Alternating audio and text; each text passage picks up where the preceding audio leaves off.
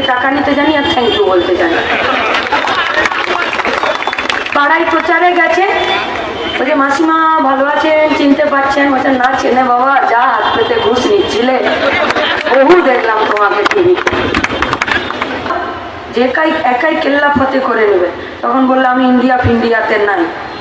তারপরে যে দেখলো যে মোদির বেলুন চুপসে যাচ্ছে আর ইন্ডিয়া ব্লক প্রতিদিন ফুটে উঠছে, এবারে ভাবছে কি করব। গায়ে কথা আছে টিকটিকির দৌড় বাঁধার গোড়া। টিকটিকি মনে করুন ঘরে ঢুকেছে তো আপনি পা দিয়ে থাপ্পড় দেবেন, হাততালি দেবেন, ও তো ছুটে ছুটে যাবে, কিন্তু কত দূর যায়? ঠাকুমা বলতো বাঁধার গোড়া অব্দি যাবে, মানে বেড়া অব্দি যাবো, ফিরে আবার সন্ধ্যাবেলা বাড়ি আসবে। মমতা ব্যানার্জি ধর টিকটিকির দৌড় বাঁধার গোড়া, বললো ইন্ডিয়া ব্লকে থাকবো না। এখন বলছে না না আমি তোমাদের সাথে আছি। আবায়া উঠ পাহাড় কে নিচ্ছি। যা যা গিলেছে সব বমি করাতে হবে, যা যা গিলেছে কিচ্ছু বাদ দেওয়া যাবে না। কত বড় পাল্টিবাজ নেতা, বাসের থেকে কঞ্চিতর। এখন তো বোঝা যাচ্ছে না নতুন তৃণমূল বেশি শক্তিশালী না পুরনো তৃণমূল বেশি শক্তিশালী। এখন নতুন তৃণমূল বনগাঁতে দাঁড়িয়ে বল দিয়েছে যে সিএএ না এনআরসি কোনটাকে বলেছে যে আমি সমর্থন করে দেবো। দিদি বলছে তো ভাইপো আমাকে বিপদে ফেলে দিল, তো বকাটে ছেলে চিরকাল বাড়ির বড়দেরকে বিপদে ফেলে দিয়েছে, বলছে আমিও সমর্থন করব। প্রথমে বললে করবো না, 2005-06 আমি সাপোর্ট করব।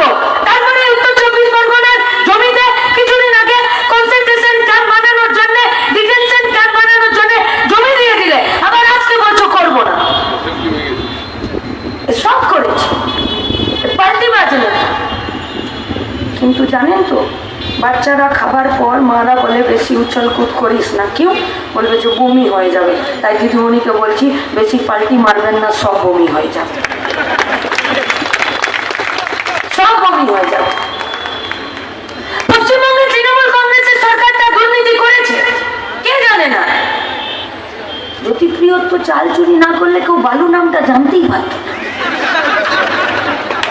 জানতে পারত? আমি তো জানতাম না। প্রথম ওর যখন বাইক শুনতাম তখন সত্যি ভয় করতো যে এত প্রতিহিংসা পরায়ণ একটা রাজ্যের মন্ত্রী কি করে হয়। বলতো বামেদেরকে দেখলে বিষাক্ত সাপের মতন মাথাটা থেতলে দাও। এখন মেয়ের মাথা বগলে নিয়ে জেলে শুয়ে আছে।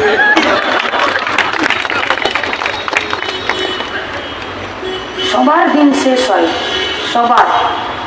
মাতার সূর্য দুপুর 12টার মতন চিরকাল থাকে না, সন্ধ্যে 6টার সূর্য হয়, আর তার জন্য তৈরি থাকতে হয়। শুধু মানুষকে রাস্তায় পিঠের সিট দ্বারা সোজা করে দাঁড়িয়ে থাকতে হয়। হয়েছে? দুর্নীতি করেনি অনুব্রত, এতো পুলিশের গাড়িতে বোম ছোড়ো ছাড়া কথাই শুরু করতো না। আজ দেখুন বেচারা মেয়েটাকে পর্যন্ত মমতার কথাতে উঠে বসে মেয়েটাকে পর্যন্ত বিপদগ্রস্ত করে দিল। ও তো এই পশ্চিমবঙ্গের যুব সমাজের একটা অংশ। ও তো একটা বাপ হয়ে তো তার উচিত হয়নি যে একটা মেয়েকে বাড়িতে টিকটক করে স্কুল না যেতে দিয়ে আর স্কুলের রেজিস্টার খাতাটা ঘরে বসিয়ে সই করবে? তাহলে পশ্চিমবঙ্গের তৃণমূল কংগ্রেসের সরকার প্রত্যেকটা বাপকে আর প্রত্যেকটা ছেলে মেয়েকে আজকে দুর্নীতিগ্রস্ত করার জন্য রাস্তা তৈরি করে দিয়েছে, আর অনুব্রতরা সেই রাস্তায় চলেছে। দুর্নীতি করেনি বাকিপুররা? দুর্নীতি করেনি? এই কুন্তল শান্তনু এদেরকে কে চিনত গো? ছিচকেগুলোকে কে চিনত?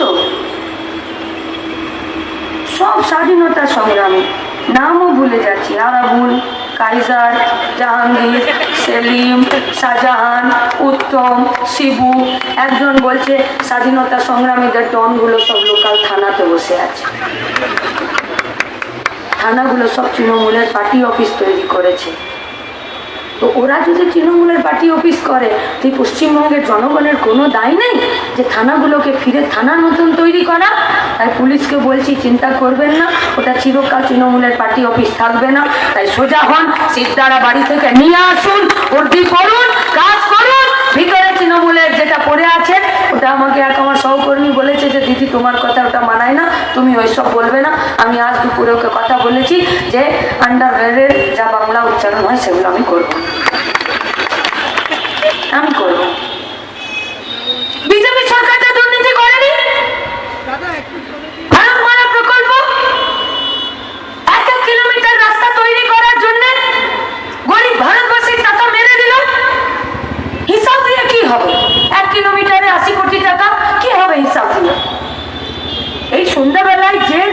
বাজারে রুটি করছে আর 2.5 টাকা পিস রুটি বিক্রি করছে, তাকে যদি আপনি বলেন যে 1 কোটি টাকা, ও শুধু শুনতে পছন্দ করে 1 কোটি টাকা, ও গুনতে পারবে না 1 কোটি টাকা। তো হিসাব দিয়ে কি হবে? आयुष्मान भारत একটা মোবাইল নাম্বার থেকে ডাক্তারবাবু আছেন, निश्चित भावे उन्हीं हो इसका पर्दाफाश वो भी करेंगे। हम लोग चाहते हैं कि आप लोग भी इस विषय में बात बोलिए, और उन्हीं तो बोलबे একটা ফোন নাম্বার থেকে, একটা ফোন নাম্বার থেকে লক্ষ লক্ষ রোগীর নাম রেজিস্ট্রেশন করেছে আর পয়সা মেরে নিয়েছে, এমনকি মরা লোককেও বেটে দিয়ে আর পয়সা মেরে নিয়েছে। ইলেকট্রাল বন্ড, মদ কোম্পানিও পয়সা দিচ্ছে, জুয়া কোম্পানিও পয়সা দিচ্ছে, ওষুধ কোম্পানিও পয়সা দিচ্ছে, সবাই পয়সা দিচ্ছে মোদীকে। এতদিন বলতো আমি 56 इंच सीना का नापी है मेरा, और आज पता चला कि वो सीना का मापी नहीं है, ওটা ভুঁড়ির মাপ 56 इंच। পয়সা খেয়ে বেড়ে গেছে। বার করতে হবে পয়সা, আমাদের পয়সা, কারখানা বানানোর পয়সা, 100 দিনের কাজের টাকা, শহরাঞ্চলে 100 দিনের কাজ, আমাদের মাথার ছাদ, পেটের ভাত, শিক্ষা। बढ़ेगा इंडिया तभी तो बढ़ेगा इंडिया। इंडिया तो पढ़ना चाहते हैं, আপনি বলছেন ইন্ডিয়ার নামটাই বাতিল করে দেব। কে পড়বে ইন্ডিয়াতে? যার বাপের পকেটে টাকা সে পড়বে ইন্ডিয়াতে। দলিতের বাড়ির ছেলে, গরিব লোকের বাড়ির ছেলে, বলছিল শুভ দেবজ্যোতি, যার বাপের পকেটে পয়সা নেই সে পড়তে পারবে না। কেন? কারণ সরকার বাজেটে শিক্ষা খাতে টাকা দিচ্ছে না। পশ্চিমবঙ্গে হবে না, 8,000 স্কুল বন্ধ করে দিয়ে 21,000 মধ্যে দোকান খুলে দিয়েছে। कभी कभी पता ही नहीं चलता इस सरकार को तृणमूल कांग्रेस का सरकार बोलूं या दारू का दुकानदार बोलूं, কি বলবো এতে? আমার ভবিষ্যৎ কি? খরচার ভবিষ্যৎ কি? বন্ধ হয়ে যাওয়া কারখানাগুলোর ভবিষ্যৎ কি? কন্ট্রাকচুয়াল লেবারদের ভবিষ্যৎ কি? এই রাজ্য থেকে বাইরের রাজ্যে চলে যাওয়া পরিযায়ী শ্রমিকদের ভবিষ্যৎ কি? এই গোটা পশ্চিমবঙ্গে যারা প্রেগনেন্ট মহিলা, তাদের শরীরে রক্তের কথা, কি তাদের ভবিষ্যৎ? যে বাচ্চাগুলো জন্ম দেবে অপুষ্টিতে প্রতিদিন ভুগছে, কি তাদের ভবিষ্যৎ? এই গোটা পশ্চিমবঙ্গে উত্তর 24 পরগনাতে সিলিকোসিস রোগে, বীরভূম, বর্ধমান, উত্তর 24 পরগনা, পুরুলিয়া, বাঁকুড়া, যেখানে পাথর খাদান আছে, বুকে পাথরের গুঁড়ো লাংসে ফুসফুসে জমা হচ্ছে। গোটা পরিবেশকে জলাঞ্জলি দিয়ে তৃণমূল কংগ্রেসের সরকারটা দুটো পেনাল্টি গুনছে এই আমাদের সুপ্রিম কোর্টে আর পরিবেশ নিয়ন্ত্রণ দপ্তর। হিসাব আছে? সৌগত বাবু জানেন?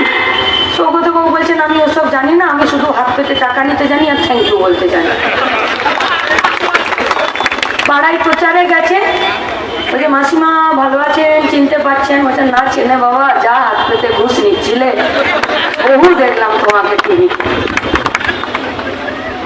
জানেন এই পশ্চিমবঙ্গের রাষ্ট্রায়ত্ত ক্ষেত্রগুলো যেগুলো বন্ধ করে দিচ্ছে, আমাদের তাপবিদ্যুৎ কারখানাগুলো যে কয়লা থেকে চলে, সেই কয়লার খনিগুলোকে বন্ধ করার নোটিশ পাঠিয়ে দিয়েছে। তারা যেখানে কাজ করছে, যে পার্মানেন্ট স্টাফ রিটায়ারমেন্টে যাচ্ছে, সেই জায়গায় কন্ট্রাকচুয়াল স্টাফ কাজ করছে। তাপবিদ্যুৎ কারখানাতে বিনা ট্রেনিং এ, বিনা অ্যাপ্রেন্টিসে কাজ করতে যাচ্ছে, পুড়ে মরে যাচ্ছে। তার অধিকারকে, তার শ্রমকে কি করে গ্যারান্টি দেবেন আপনি? আপনি জানেন এতগুলো বছর ধরে গোটা দমদমের মানুষ আপনাকে ভরসা করেছে, কি দাম দিলেন আপনি? এতগুলো আইন, গোটা ভারতবর্ষের শ্রমিক বিরোধী, কৃষক বিরোধী আইন পাস হয়ে গেল, কি করছিলেন আপনি? বলছেন আমি পেচ্ছাপ করছিলাম। কোথায়? পার্লামেন্টের বাথরুমে। কেন? দমদমে নাই বাথরুম? বাড়িতে, ফ্ল্যাটে? আরে আপনার দিদিমণি গাদা শৌচালয় উদ্বোধন করেছে নিজের বড় বড় ছবি দিয়ে, খবরের কাগজে তার অ্যাডভার্টাইজমেন্ট বেরিয়েছে। কারখানা খোলার একটাও ফিতে কাটার ছবি দেখিনি, কিন্তু বাথরুম খোলা, শৌচালয় খোলা, গাদা ছবি আমরা দেখেছি। আর আপনি কিনা পেচ্ছাপ করতে পার্লামেন্টের বাথরুমে গেলেন, যখন আমাদের উপরে বুলডোজার চালিয়ে দিচ্ছিল তখন আপনি বাথরুম